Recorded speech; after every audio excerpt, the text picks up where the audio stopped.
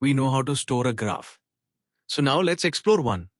And it begins with a problem that trees simply never had: loops. In a graph, you can walk in a circle, right back to where you started. So a naive search could wander forever, going round and round.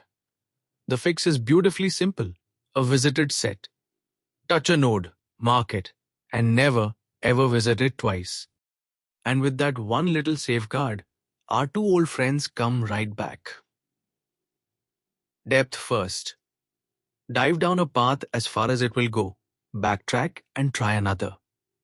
It uses a stack, and it is perfect for asking, is there any path at all from here to there? Breadth first. Explore in rings. All of the immediate neighbors first, then their neighbors. It uses a queue, and it hides a small superpower. Because breadth first explores strictly in order of distance. The very first time it reaches your target, it has found the shortest path, measured in number of hops. Guaranteed. And that is exactly why breadth first powers things like degrees of separation, or finding the fewest moves to solve a puzzle. The same to strategies as a tree. Just one new idea, the visited set, and suddenly they work on any tangled graph in the whole world.